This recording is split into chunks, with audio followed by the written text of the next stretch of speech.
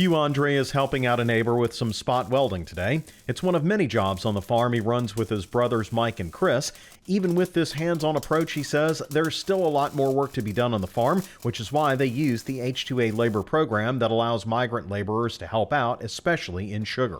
All our uniforms are all the same color because without all our workers being here, we can't do what we do. Last year, the wage rate jumped 15% in Louisiana to $13.67. Now in August of this year, the adverse wage rate is expected to rise to $22.60 an hour, a jump of more than 65%. Andre says it's not just the huge bump, but the timing of the hike. They pretty much just shoved it down our throats and said this is what's going to happen, and they have no idea in Washington what the repercussions are of this. None. The burdens on agriculture is one of many things prompting Andre to run for state senate, as he feels many farmers don't have their interest represented. His neighbor Todd Landry is one of them. Landry says trucking is just one job he needs done on the farm, and it will be a problem if one of those jobs has a significantly higher wage than the others. This couldn't come at a worse time. You know, we already dealing with higher costs. Now we have this issue with truckers, and you can only imagine. We have guys that come in for trucking, that drive trucks, drive tractors, plant cane, do welding, do mechanic work. And if we have one of those jobs that pay significantly higher than all the rest, then everybody's going to be a trucker.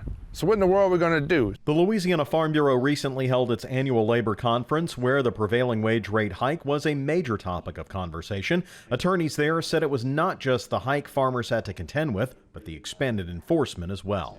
Through the wage rule, through the program rule, they really showed us that there are certain parts of the H-2A program that they're focused on. Farm labor contractors, that's been a big one.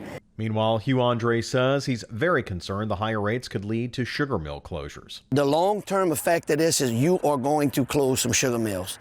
And a sugar mill is an entity of anywhere from $150 to $200 million, which turns around and you have local 85 to 100 local jobs here that you're going to lose. Your governments, your parish governments are going to lose their all their taxes that they get from the mills, the sales taxes they get from the mills. This is a really, really hard blow to our industry right now. For now, the spring weather has cane farmers getting fields ready, but labor issues are clouding up the picture.